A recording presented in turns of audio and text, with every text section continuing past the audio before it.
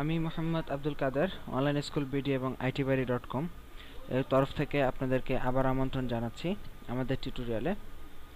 তো এর আগের টিউটোরিয়ালে আমরা ডোমেন নেম এর গুরুত্ব সম্পর্কে আপনাদের সাথে কথা বলেছিলাম। তো ডোমেন নেমের পাশাপাশি এসইওতে আরেকটা জিনিস খুবই গুরুত্বপূর্ণ, সেটা হলো আপনার সাইটের যে টাইটেল, সাইটের যে মেইন টাইটেল, সেই টাইটেলটা খুবই গুরুত্বপূর্ণ। তো সেটা কিভাবে এসইওতে ভূমিকা রাখে, আপনার সাইটের টাইটেলটা কিভাবে ভূমিকা রাখে সেটা চলুন আমরা একটু প্র্যাকটিক্যালি দেখে নেই। তো ধরুন আমরা এর আগে যেটা লিখে সার্চে দিয়েছিলাম সেটা লিখে আবারও সার্চে দেব, গভর্নমেন্ট তিতুমির কলেজ হেল্পলাইন। তো দেখুন এখানে আমরা গভর্নমেন্ট তিতুমির কলেজ হেল্পলাইন লিখে সার্চ দেওয়ার পরে প্রথমে অ্যাডমিশন হেল্পলাইন 24 এই সাইটটা আমরা দেখতে পাচ্ছি। তো দেখুন আমরা এই সাইটটাতে একটু ঢুকে আপনাদের পুরো ব্যাপারটা বুঝাই। আমরা কিন্তু গভর্নমেন্ট তিতুমির কলেজ হেল্পলাইন এই কথাটা লিখে সার্চে দিয়েছিলাম। তো দেখুন আমাদের যেই পোস্টটা, এই যে পোস্টটা national university Titumir college seat plan, এই যে পোস্টটা ছিল আমাদের এই যে এই পোস্টার হেডলাইনটা আরেকবার আমরা ভালোভাবে লক্ষ্য করলে দেখতে পারবো, national university Titumir college seat plan. তো আমরা এই সাইটে যাই, আমরা সাইটে গিয়ে এই পোস্টার হেডলাইনটা আমরা দেখি, national university Titumir college seat plan. তো এই সম্পর্কিত পোস্ট ছিল মূলত এইটা, কিন্তু আমরা গুগলে তিতুমির কলেজ হেল্পলাইন দেওয়াতে আমাদের এই সাইটটা আগে পেয়েছে। তো যদিও একটু গরমিল রেজাল্টের সাথে আমাদের সার্চে, তো তথাপি আমাদের এই সাইটটা কেন গুগল পেল, তো এটা পাওয়ার মূল যে কারণটা ছিল সেই কারণটা হলো আমাদের সাইটের টাইটেল। তো দেখুন আমাদের পোস্টের টাইটেলটা ছিল national university Titumir college seat plan, কিন্তু সাইটের টাইটেলটা ছিল অ্যাডমিশন হেল্পলাইন 24।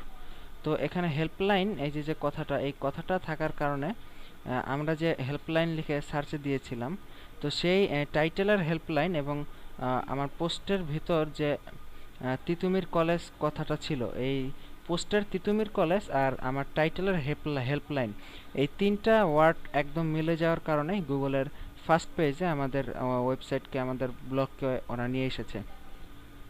তো কাজেই আমরা অবভিয়াসলি এটা থেকে বুঝতে পারতেছি যে আমাদের পোস্টের টাইটেলের সাথে সাথে আমাদের ওয়েবসাইটের টাইটেলটাও মানসম্মত এবং একটু টেকনিক্যালি হওয়া বাঞ্ছনীয়। কারণ যদি ওয়েবসাইটের টাইটেলটা একটু টেকনিক্যালি বা ভালো না হয়, তাহলে কিন্তু আমাদের সার্চ ইঞ্জিন আমাদের সাইটকে ভালো পজিশনে নিতে পারবো না। কারণ দেখুন প্রত্যেকটা সাইটে কিন্তু ম্যাক্সিমাম সাইটগুলোতেই আগে টাইটেল, তারপরে আপনার পোস্টের টাইটেল গুগল বট ধরে। যেমন দেখুন আমার এই সাইটটাতে আমার পোস্টের টাইটেল এখান থেকে শুরু, ন্যাশনাল ইউনিভার্সিটি, কিন্তু সাইটের টাইটেল কিন্তু একদম শুরুতে ওরা একবার দিয়ে নিছে। তো সেই ক্ষেত্রে আপনি এমনভাবে সাইটের টাইটেল নির্বাচন করার চেষ্টা করবেন যাতে করে সাইটের টাইটেল একটা কিওয়ার্ড থাকে, আবার পোস্টও একটা কিওয়ার্ড থাকে, এরকম হলে সবচেয়ে বেটার হয়। যেমন আপনি মনে করতে পারেন যে হাউ টু দ্বারা আমরা অনেকেই সার্চ করে থাকি, যেমন হাউ টু হাইড ফোল্ডার বা হাউ টু দিয়ে আমরা বিভিন্ন ধরনের গুগলে সার্চ করে থাকি।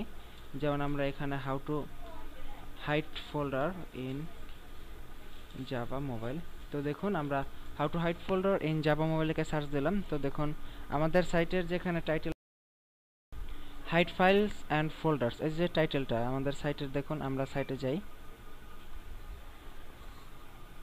গেলে কিন্তু আমরা দেখতে পারবো যে আমাদের এই যে পোস্টটা কিন্তু এখান থেকে শুরু, hide files in Java mobile phone, কিন্তু আমাদের সাইটের টাইটেল কিন্তু উপরে এখানে দেওয়াই আছে, হাইড ফাইলস অ্যান্ড ফোল্ডার। দেখুন তো আমাদের এই হাইড ফোল্ডার এই কিওয়ার্ডটা আমাদের সাইটের টাইটেল থেকে পেয়েছে, আর আপনার বাকি অংশটুকু আমাদের পোস্টের টাইটেল থেকে পেয়েছে, এই যে পোস্টের টাইটেল থেকে এই কিওয়ার্ডটা পেয়েছে।